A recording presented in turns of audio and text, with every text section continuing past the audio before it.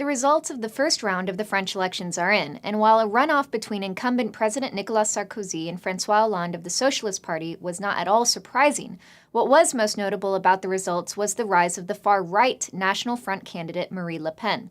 Le Pen's Eurosceptic view is revealing of a broader trend in Europe in which popular dissatisfaction with the country's political and financial elite is increasing the appeal of the marginal parties and is thus chipping away at EU integration as a whole.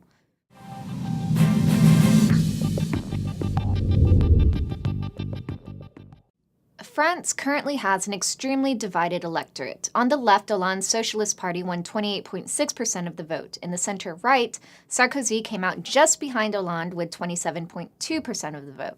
Le Pen won 17.9% of the vote in the first round, which is the best performance seen yet in the history of her far-right National Front party. Coming in fourth, Jean-Luc Mélenchon, the charismatic radical left-winger in the race, won just over 11% of the vote. Though Mélenchon and Le Pen come from opposite ends of the political spectrum, their common appeal to French voters lies in their opposition toward the traditional political and financial elite, and their strong aversion to German-led austerity measures as a way to contain the financial crisis. Hollande and Sarkozy don't see eye to eye on several issues and are both uncomfortable with Berlin's push for increased austerity measures, but they still see the strategic benefit of maintaining a close working relationship with Germany to keep the European Union intact, to keep Germany's economic prowess in check, to underwrite the European Central Bank's credibility, and finally to reduce France's fiscal exposure to the troubled peripheral states. But Sarkozy and Hollande will now have to court the right in trying to secure the French presidency, which could make Le Pen the kingmaker of this vote. Immigration, protecting the French labor market, and the European response to the economic crisis will be central themes of the candidates' campaigns ahead of the second round, scheduled for May 6. The political dynamic we see playing out in France is revealing of a broader trend developing in the continent as the credibility of the traditional political and financial elite is being questioned, and thus leaving more political space for Eurosceptic fringe parties to rise up. In Greece, for example, fringe parties from the far right and the far left are expected to enter parliament in force after the May 6 elections.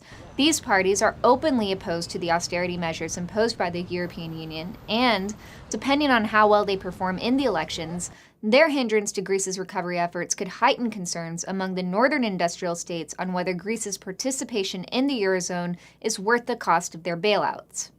The Netherlands is another critical country to watch. The Dutch government fell April 23rd after it failed to get support from the right to approve a budget with spending cuts.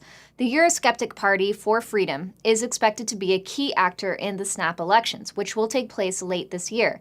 If the Netherlands is going to be checked out for at least the next 4 months to sort out its political issues, that removes an important stabilizing element to the Franco-German relationship.